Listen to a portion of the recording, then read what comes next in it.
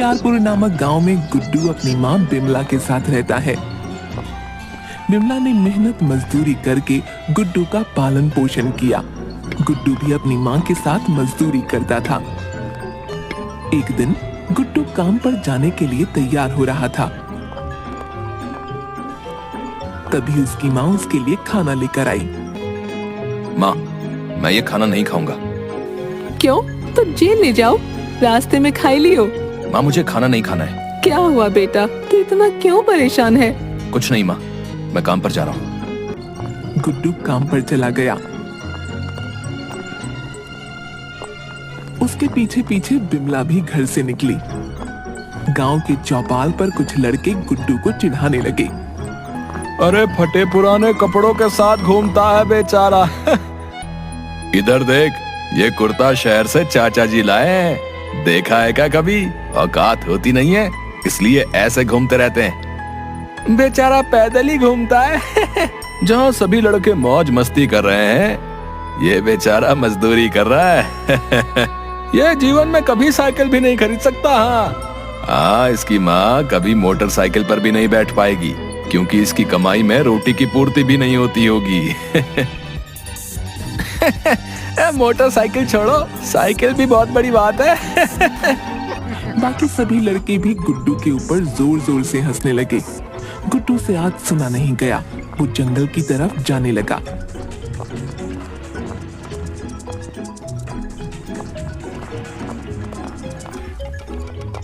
गुड्डू भैया, कहाँ भाग रहे हो? मरने जा रहा हूँ, चलना है? देखो भैया, हम तुम्हारे साथ मर तो नहीं सकते, लेकिन साथ चल ले रहे। लेकिन क्यों? गांव में बताए के लिए भी तो कोई चाहिए कि गुड्डू भैया कैसे मरे। मेरा पहले से दिमाग खराब है। ना भैया, दिमाग तो तुम्हारा बहुत ही बढ़िया, हमारी मम्मी कह रही। चल, तू साथ चल, और हाँ, मुंह बंद करके चलना है।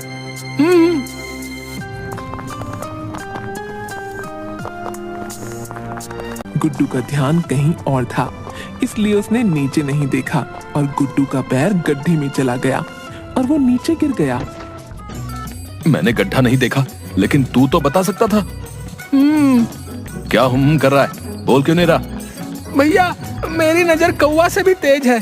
हाँ, गड्ढा तो पहले ही देख लिए, लेकिन तुम बोलने को मना किए थे ना। हे भगवान। गुड्डू और टिल्लू फिर आगे गए। गुड्डू ने कुछ बांस काटे और उनसे एक साइकिल बनानी शुरू की। भैया, तुम तो कह रहे थे कि मरने जा रहे हो, लेकिन ये सब क्या है? अपना मुंह बंद करके काम पर ध्यान दो।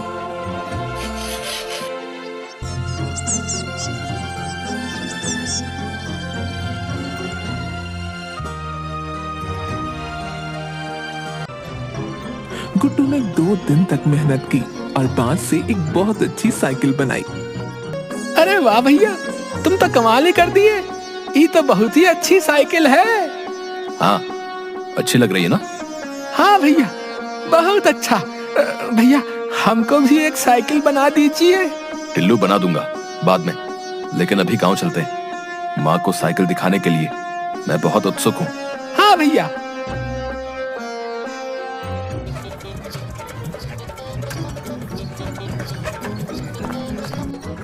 गुड्डू ने साइकिल को गांव में चलाया। सभी लोग साइकिल को देखने के लिए घर से बाहर आने लगे। अरे वाह, ये साइकिल तो बहुत अच्छी है, हमारे भैया बनाए। अरे गुड्डू, तुमने बहुत अच्छी साइकिल बनाई है। हाँ, आज इसके सामने हमारी गाड़ी भी फेल हो गई भैया। धन्यवाद भैया।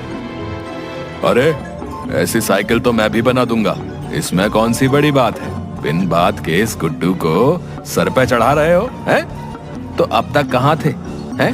तुमने बनाए क्यों नहीं साइकिल फिर? बांस की कमी पड़ गई थी क्या, हैं? बड़े आए हैं, इससे बढ़िया साइकिल बनाकर दिखाऊंगा मैं। हाँ। और वहाँ से चला जाता है। अरे गुड्डू, इसकी बातों का बुरा मत मानना, ये तो बचकानी बातें ही किया करता है। गुड्डू साइकिल को अपनी माँ के पास लेकर गया। माँ, मैंने ये साइकिल बनाई है, अब मैं भी आपको साइकिल पर घुमा पाऊंगा। ये तो कमाल कर दिया, मैं बहुत खुश हूँ। गुड्डू साइकिल को वापस गांव में लेकर गया। जो लोग उस पर हंस रहे थे उनके होश उड़ गए। गुड्डू खुशी खुशी घर आ गया और उसने अपनी साइकिल घर के बाहर खड़ी कर दी। माँ, जब से मैंने साइकिल बनाई है सब कुछ बदल गया है। हाँ, मेहनत और ईमानदारी हमेशा रंग लाई है। अब मैं सो जाता हूँ, मुझे सुबह चतुर प्रधान जी के पास भी जाना है। उन्होंने बुलाया है, वो साइकिल के लिए मुझे इनाम देंगे और सबको ऐसी साइकिल के लिए प्रेरित करेंगे। ये तो बहुत खुशी की बात है। गुड्डू सो गया।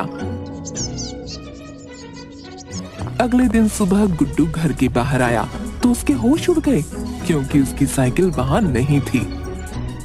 माँ, मेरी साइकिल नहीं है, किसी ने चोरी कर ली है। अभी ज्यादा देर नहीं भाई, तू जल्दी से चतुर प्रधान जी के पास पहुंच जा। गुड्डू दौड़ते हुए प्रधान जी के पास गया।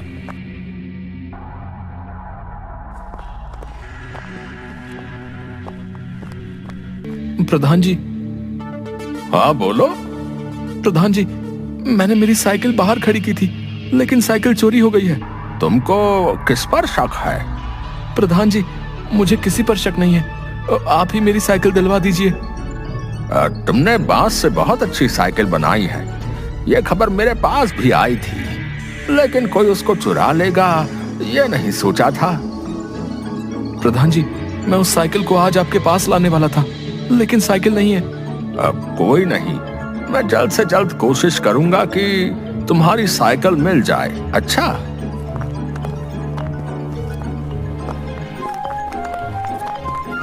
भैया हमें खबर मिली कि साइकिल। हाँ, आज उसे प्रधान जी के पास लेकर जाना था, लेकिन अब क्या करूं? इतनी जल्दी कोई नई साइकिल भी नहीं बन पाएगी। हाँ भैया, मुझे तो उस भूषण पर शक लगे। अरे नहीं यार, वो बस बड़बोला है, ऐसा काम नहीं करेगा। कहीं रमण? अरे नहीं नहीं, पागल हो क्या तुम? रमण प्रधान जी का बेटा है। देखा नहीं था, साइकिल की तारीफ कर रहा था। नहीं नहीं, अच्छा चलो, प्रधान जी ने सभी को बुलाया है। गुड्डू और टिल्लू चतुर प्रधान के पास गए। वहां बाकी लोग भी आ गए। अब मुझे पता चल गया है कि गुड्डू की साइकिल किसके पास है। प्रधान जी, आपको पता चल गया? हाँ, मुझे पता चल गया। कौन है वो? मेरे पास ये बांस की लकड़ी है जिसको मैंने इस पैकेट में छुपाया है। मैं तुम सभी को ये दूंगा। प्रधान जी, इससे क्या होगा? मैं कुछ समझा नहीं। इस बांस की लकड़ी पर मैंने एक फूल लगाया है। जो भी चोर होगा उसकी डंडी से फूल हट जाएगा। अब सभी एक एक पैकेट उठा लो और कोई भी इसे खोल कर नहीं देखेगा। मैं कल सबसे यहीं मिलूंगा। सभी ने एक एक करके पैकेट उठाए और अपने अपने घर चले गए।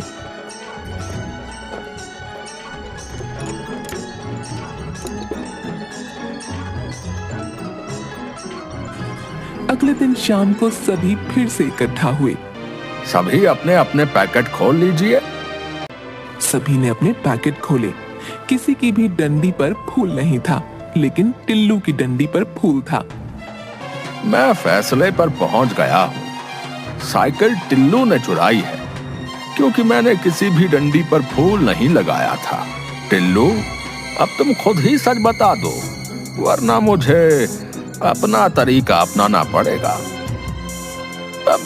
हमें माफ कर दो मालिक, बड़ी भूल हो गई। मैंने ये नहीं सोचा था, लेकिन इतनी बड़ी गलती हो गई।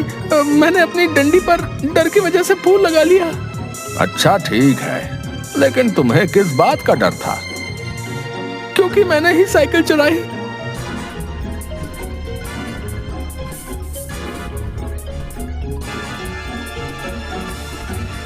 टिल्लू, अब तुम चोर भी हो? हाँ भैया, हमें वो साइकिल पसंद आई तो उस दिन तुम्हारे घर के बाहर से चुरा लिए। हमने गुड्डू भैया को हमारी साइकिल बनाने को भी कहा, लेकिन वो नहीं बनाए। हमें माफ कर दो। अब इसका फैसला प्रधान जी करेंगे। मैं साइकिल वापस ला रहा हूँ।